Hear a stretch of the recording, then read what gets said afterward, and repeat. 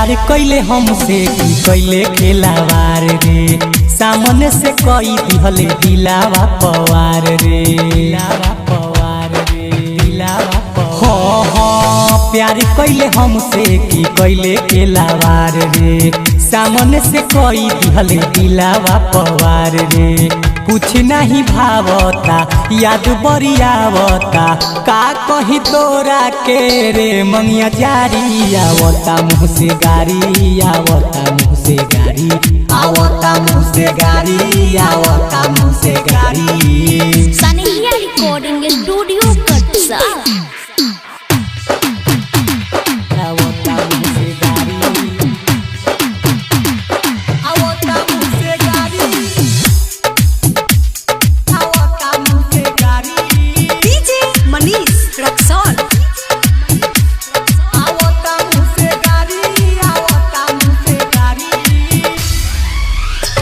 काटो तारे ते अपने तो जानी, हमारा के छोरी सब लड़की खानी।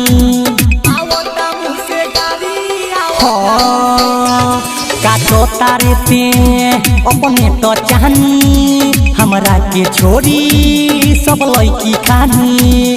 जहिया ते अइबे घरे जान ले हब खरे खरे, काट दे हब हाथ तोहर पेन्हबे न सारी। आवता मुँह से गारी, आवता मुँह से गारी, आवता मुँह से गारी, आवता मुँह से गारी, आवता मुँह से गारी, आवता मुँह से गारी। डीजे मनीष रक्सौल। आवता मुँह से गारी,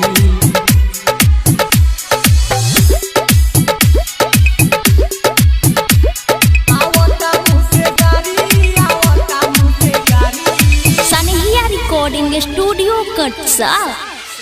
मरतानी हम सब सोच सोच के, राइटर मन जय हो और पोछ पोछ के। मरतानी हम सब सोच सोच के, राइटर मन जय हो और पोछ पोछ के। दीपक के दिल दुखा के सोनू के संगे जाके, देख ली है रोबेते हूँ आँखिया सुधारी। आवता मुँह से गारी, आवता मुँह से गारी, आवता मुँह से गारी, आवता मुँह से गारी।